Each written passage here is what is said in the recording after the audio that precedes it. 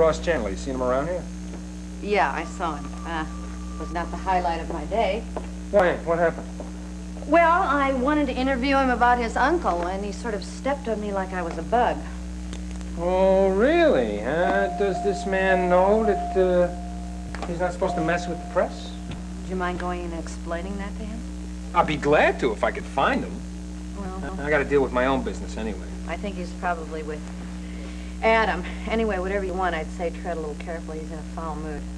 Great, thanks for the warning. So how's by you? How's life treating you? Can't complain. I bet you can't complain. I hear you got a cute new playmate. Well, I think everybody should have a playmate, don't you? Oh, yeah.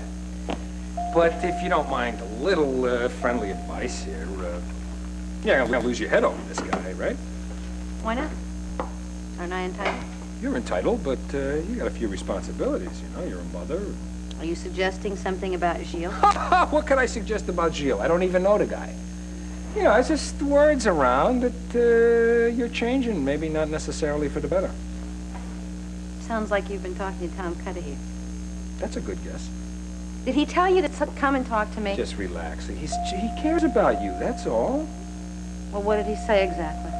Well, you know, just basically what I said, and that he thinks you're acting like a giddy kid instead of a grown woman. What have I done that is so, giddy? Well, didn't you go running off to the Caribbean without telling anybody? Come on, that was a short, unplanned vacation. I did an interview with Gilles because he made a new deep-sea diving record. Is that what is supposed to be so giddy? I'm just telling you what Tom said, that's all. Well, it sounds to me like you agree with him. You know what I think? I think that the two of you are getting too old for your age. I am still young at heart, I am. And if I want to be giddy, I am going to be giddy. Well, look, the old man isn't preaching here, okay? I just don't want to see the young lady get too carried away with herself. All right, well, don't worry about it. Because I know what How are you doing? I'm okay, thank you. Hillary, we're so sorry about all this, you know. No, I me too. Well, you might as well know, of course, that it's your own son who is the cause of all this mayhem. Phoebe, listen, we're looking for Tad. Do you know where he is? Yes, he had to go look for the disc. It seems just our luck that it got lost while Barton was chasing him. And I, for one, hope he never finds it. Phoebe, how can you say such a thing? Because if it isn't found, then he will go to jail where he belongs, and he will be out of our lives forever. Is Nina here or not? She's in the kitchen getting a glass of milk. Why wasn't I told about this? Don't put too much importance on it. She's not going to be here very long. She's going back to Oak Haven this afternoon. Yes, but this obviously means she's improving. Why wasn't I told? Well, you must be aware of the medical fraternity's way with secrets. I was just as surprised as you are. When did you find out about Well, this? only this morning. And, of course, I insisted that she come home for a visit. I don't believe it. She's doing better. Yes. Yes, finally our prayers are being answered. I want to see her. Yes, yes, of course you will, but I have to warn you that she's disoriented. She seems to be living in her teen years. You think she'll remember me? Well, I don't know, and I can't predict how she's going to act when she sees you. She'll remember me. Okay.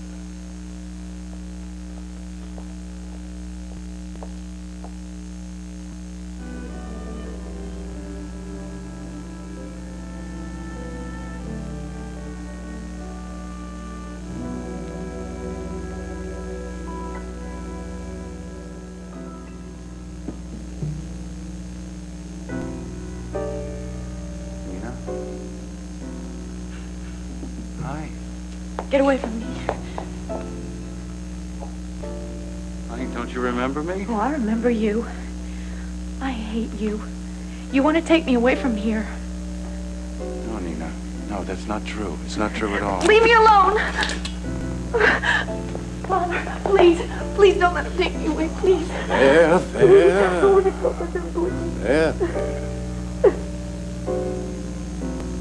I won't let anyone harm you. Maybe you'd better leave.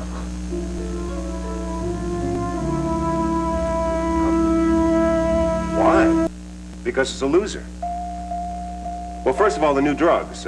They've lost money, haven't they? Hmm? And also, we could be sued at any moment. No, I don't care about the loss. No, I want you to do it as soon as possible, and that's an order. Do you hear me? The first thing tomorrow, I want you to get back to me on the Cranston deal. First thing tomorrow. That's right. Good night. Excuse me, Mr. Chandler. Yes? I hate to bother you here at the hospital, but it's very important I talk to you. My name is Benny Sago. I own Benny's Place. What's that? It's a club, kind of a hangout for the kids. Oh, yes, I remember. What is it you want? Well, you see, my lease is held by the Mayflower Corporation, which is one of your companies. I try to make a long story short here. I ran into a few personal problems, and I'm a little late on the rent this month. I spoke to your wife about this, and she thought perhaps we could work something out. Yes, well, Ellen said something to me about it. But the person you want to speak to is Amos Grill. He handles the Mayflower properties. Well, I talked to Mr. Grill. You see, I couldn't get any satisfaction there. I thought perhaps if you and I talk, we could come to some agreement. I'm sorry, I'm afraid I can't help you. Well, this is an emergency, Mr. Chandler. You're going to get your money, I swear it. I just need an extension, that's all. If I do it for you, I do it for everybody else. Well, maybe, but I'm in danger of losing my business here. Yeah, and that would be undermining the Chandler Corporation. It's a whole enterprise. I mean, we operate on a sound financial principle. Hey, listen, we're just talking about a month here. And what I'm talking about is a rule we have. It's a company rule. You see, I expect every company, no matter how big or small they are, to pay their rent on time. If they don't, they lose their lease. Now, it just so happens that rule applies to you. Now, if you'll excuse me.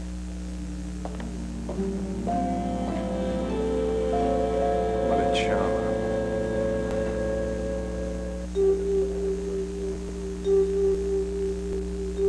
Pediatric conference in room 301 starting at 5 p.m. Pediatric conference at 5 p.m.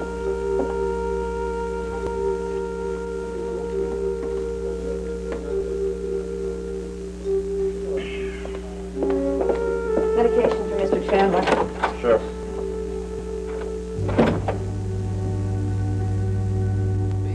And you got him over here with the speed of lightning, and I do thank you. You're welcome, Dad. Yes, everything worked out brilliantly. Well, it must have been kind of difficult, though, for Nina. I mean, to go through all this in her condition. Yes, it was difficult for her, but she's going to be well soon, and then she's going to be right here back at home where she belongs with me. Good. And what about Clip? Oh, simple. He'll be out of the picture entirely.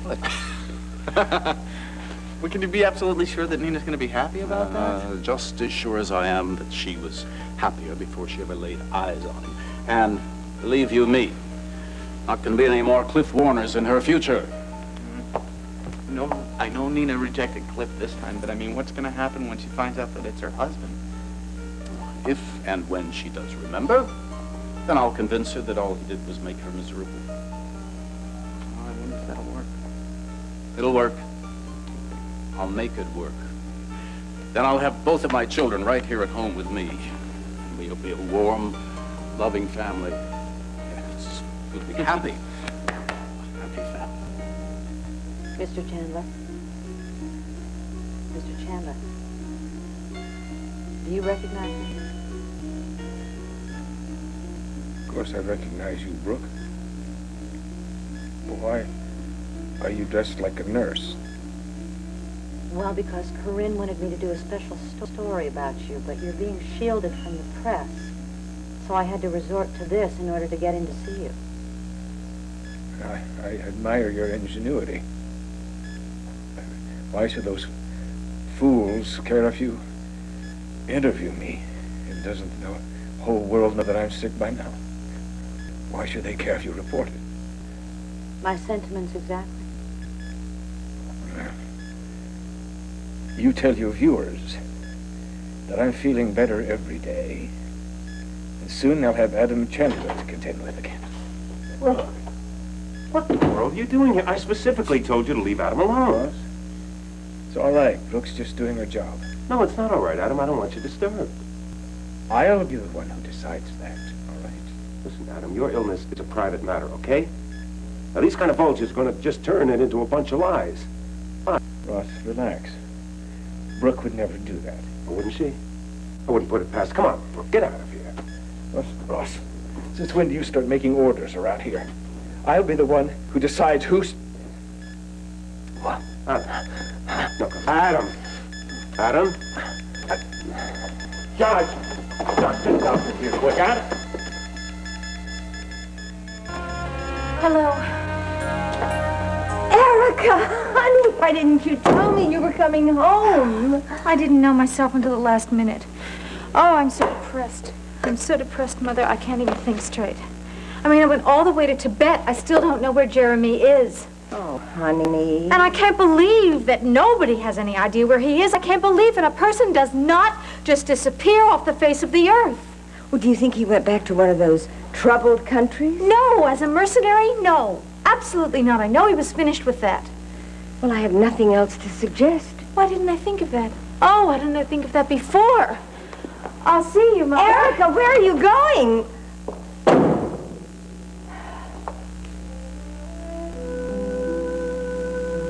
It's obvious that she cares deeply about you, as evidenced both by her journey to Tibet to find you and her great distress on learning that you weren't with us. I believe you suffer now because you're afraid. My son, you will be free of torment only when you resolve your inner conflict. You must come to terms with your true feelings for this woman, and then have the strength and courage to do what you must do. I pray for you. Come to.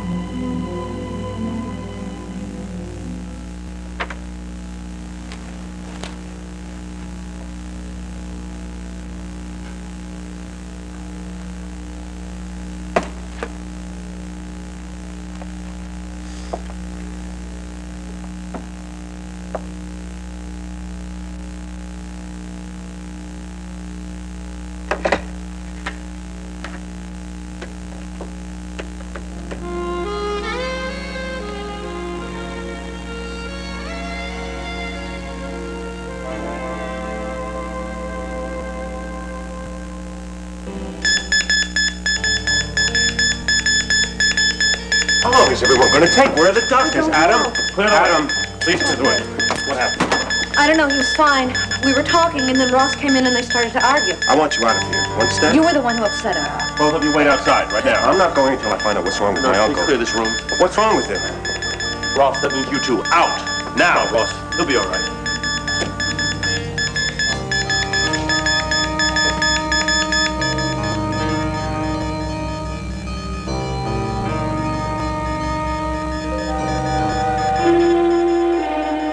Obviously. Well, you already got your story. What are you hanging around for? I'm concerned about Adam, Oh, please. and I'm going to stay here until I find out how he is. You have one hell of a nerve, you know that? Dressing yourself up as a nurse, sneaking around Adam's room? I'm sorry I had to resort to that, but you wouldn't let me see him. That's right, I didn't.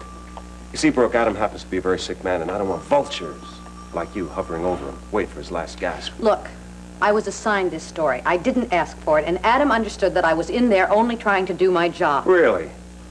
I'll tell you something. This has been a real eye-opener for me, seeing how you people at the station work. No wonder your ratings are going down the drain. You watch the ratings, do you? Yes, I do. I happen to be in charge of operations. I make sure it's my business that I know everything that's going on. So you just run right back to the station and you tell your boss that you're not going to hype your ratings by sensationalizing Adam's health. As far as you're concerned, miss, you're fired. Ross, nobody is trying to sensationalize anything. Tell me the truth, Brooke. Come on, level with me. You planned this whole thing, didn't you? You figured you could get him riled up and he might drop dead? Then he might have a big... What are you talking about? First of all, it was you coming in and arguing with him that brought on the attack. I don't understand anything of you people. You're all alike, you know that? You don't give a damn about anyone or anything. What a knowledgeable generalization that is. You're a pack of wolves.